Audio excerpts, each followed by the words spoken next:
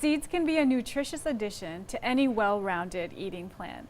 So Mary, what are some of the healthy benefits of incorporating seeds into our diet? Seeds are great food to eat. They have a number of nutritional properties. They're high in protein, they're high in fiber, and they have the essential omega-3, 6, and 9.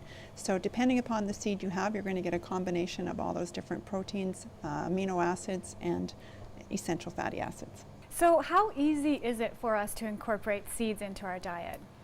It's easier than most people think. In fact, sometimes I think we're not even aware of how often they're in seeds. You can get them on your bagels, you can get them in your muffins. If you're baking anything, you can throw them in. You can use them in your salads. You can use them on your cereals. If you make your own granola, you can toss them in there. So there's just a multitude of ways you can use seeds.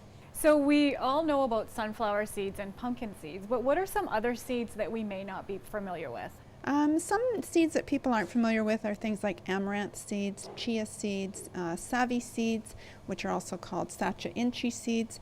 And then there's sometimes you can buy a combination of power seeds or a mixture of hemp and flax and chia all together.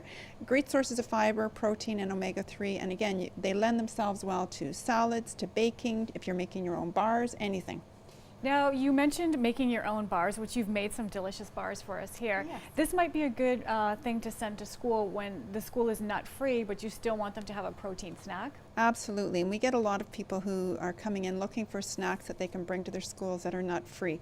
And sometimes you can find them already made, but if you can't and it's becoming frustrating for you, it's so easy to mix up a really healthy snack. You can use rolled oats, or you can use puffed cereal like puffed amaranth, chia, quinoa. You take about 2 cups of either your oats or your puffed cereal.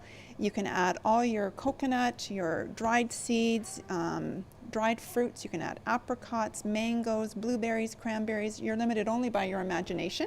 And then a great way to bind all of this together is to take rice syrup, which has a lower glycemic index than sugar, and it lends itself well to mixing with a seed butter. So you could use a sunflower seed butter, a pumpkin seed butter, soy seed butter.